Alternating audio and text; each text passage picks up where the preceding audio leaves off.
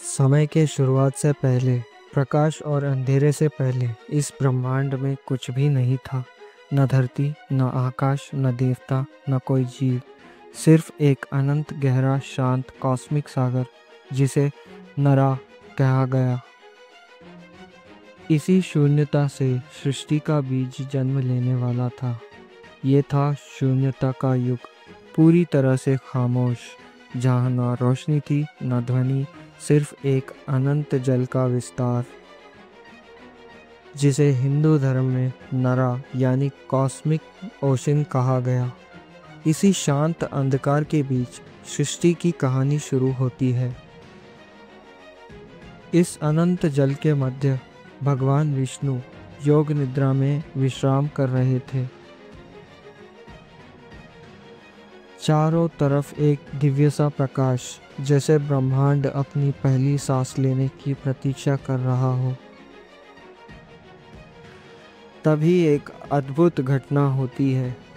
विष्णु की नाभि से तेजोमय स्वर्णिम कमल उभरता है, धीरे धीरे जल से ऊपर उठता हुआ अपनी प्रकाशमय किरणों से पूरे ब्रह्मांड को जगमगाता हुआ।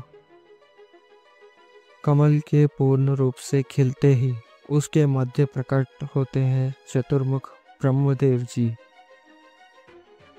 जो स्वयं सृष्टि के रचयिता है। ब्रह्म अपनी आंखें खोलते हैं और उन्हें चारों ओर सिर्फ गहरा अनंत जल दिखाई देता है। इसी क्षण से सृष्टि का महायात्रा शुरू होता है। हिंदू धर्म कहता है कि सृष्टि एक ध्वनि से प्रारंभ हुई। वह ध्वनि थी ओम।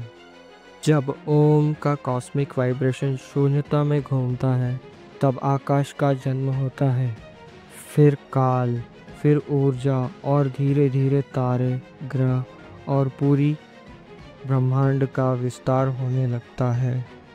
इसके बाद ब्रह्मा रचना करते हैं 5 तत्वों की, आकाश, वायु, अग्नि, जल और पृथ्वी की। इन्हीं तत्वों से बना पर्वत, समुद्र, पीढ़ियाँ, वृक्षों के बीज। और वही तत्व आगे चलकर हर जीव, हर वस्तु का आधार बनते हैं। सृष्टि धीरे धीरे अपना रूप लेने लगती है। धरती गाढ़ित होती है, पहाड़ियाँ ऊपर उठती हैं, नदियाँ अपना सब कुछ एक दिव्य नियम के अनुसार विकसित होता जाता है। जब ब्रह्मांड पूरी तरह तैयार हो जाता है, तब ब्रह्मा पहले रचना करते हैं देवताओं की, प्रकाश से जन्मे हुए, पवित्र शक्तियों से युक्त। फिर जन्म होता है असुरों का, जो कठोर ऊर्जा से बने, बल और इच्छा शक्ति से परिपूर्ण। और फिर प्रकट होते हैं ऋषि और महर्षि, जो तपस्या, ध्यान और ज्ञान का मूल स्रोत बनते हैं। यही सब मिलकर ब्रह्मांड के नियम स्थापित करते हैं। ये एक अनंत चक्र में चलती है, सृष्टि, पालन और प्रलय। एक युग समाप्त होता है और एक नया युग जन्म लेता है।